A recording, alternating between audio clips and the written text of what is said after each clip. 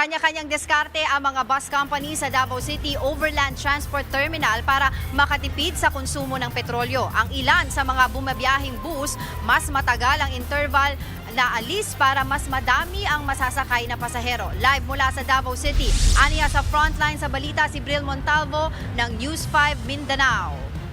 Bril, kumusta na ang sitwasyon dyan?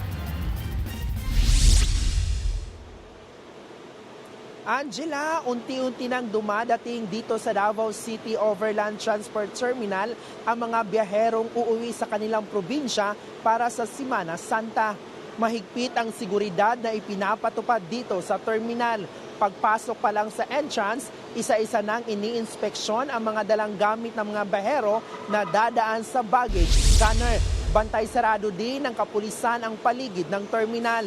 Ayon sa pamunuan ng DICOT, inaasaang aabot sa higit 80,000 ang mga biyahero na dadagsa rito sa terminal ngayong Semana Santa. Aabot naman sa higit 1,000 ang bibiyahing bus dito. Nag-inspeksyon na rin ang DOTR at LTFRB sa mga bus para sa ligtas biyahe ngayong Semana Santa. Kung kukulangin ang biyahe, handa raw silang magbigay ng special permit sa mga kumpanya ng bus.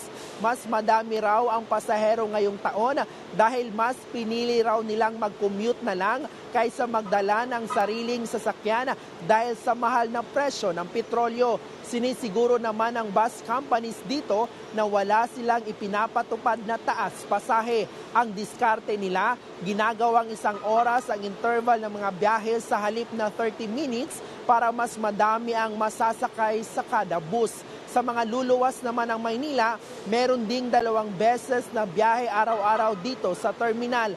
1:00 ng hapon ang first trip at 10:00 ng gabi naman ang second trip papuntang PTEX at Cubao. Angela, yung ibang pasahero naman noong weekend pa bumiyahe para iwas sa siksikan dito sa terminal sa dagsa ng tao.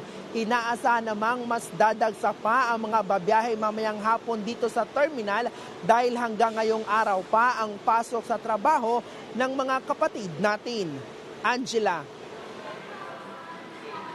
Maraming salamat, Bril Montalvo.